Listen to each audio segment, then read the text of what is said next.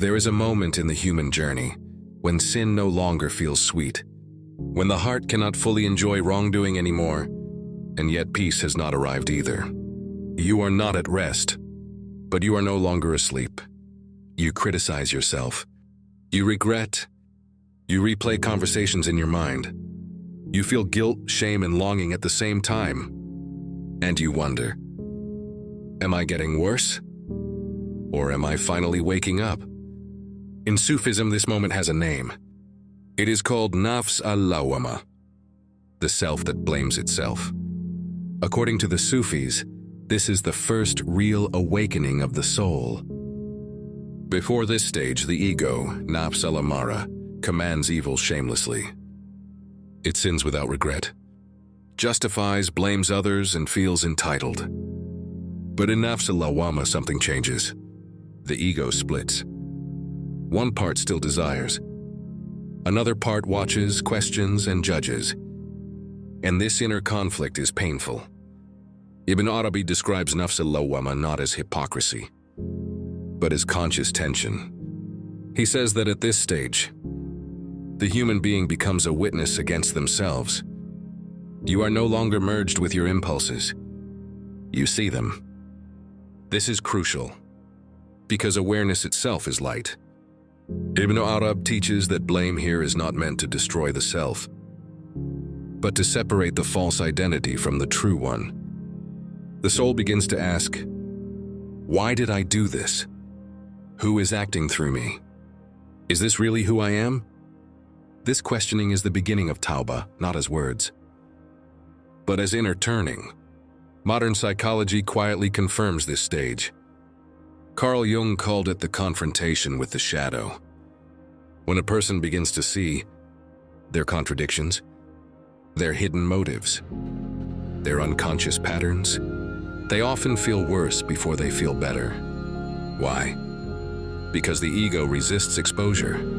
Psychology tells us, awareness precedes integration. Sufism says, pain precedes purification. If someone feels guilt but still cares, that guilt is not sickness. It is conscience awakening. But there is a danger here. If blame turns into self-hatred, the ego disguises itself again, this time as spiritual failure. True Lawwāmah does not say, I am worthless. It says, I acted wrongly, but I can return. Nafs al-Lawwāmah is uncomfortable because it lives between worlds. You see truth, but cannot fully live it yet. You leave falsehood nigh, but still feel its pull. This stage teaches humility. You stop judging others easily because you have met your own contradictions. Ibn Arabi reminds us, the one who truly knows himself becomes gentle with creation. If you are blaming yourself today, but still turning back to God, still questioning, still longing for sincerity, do not rush to escape this state. You are not lost. You are being refined. Because Nafs al-Lawwāmah is not the voice of condemnation. It is the whisper of awakening. And every awakened heart was once painfully aware of its own shadow. They say there was a seeker who feared his own worship. Every time he prayed, a voice rose within him. You are not sincere. Every time he gave charity, the voice whispered, you wanted to be seen. Others admired his devotion, but he distrusted it. One night he said to his teacher, Master, my soul accuses me even in obedience.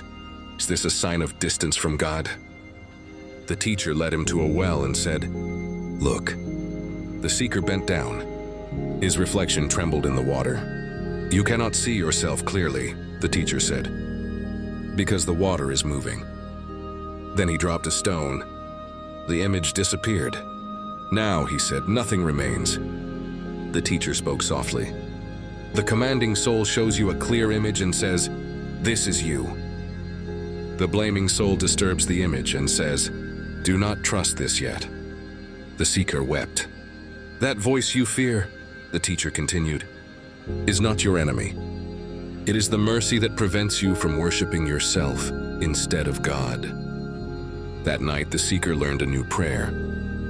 O Lord, do not let me be satisfied with myself, but do not deprive me of hope in you.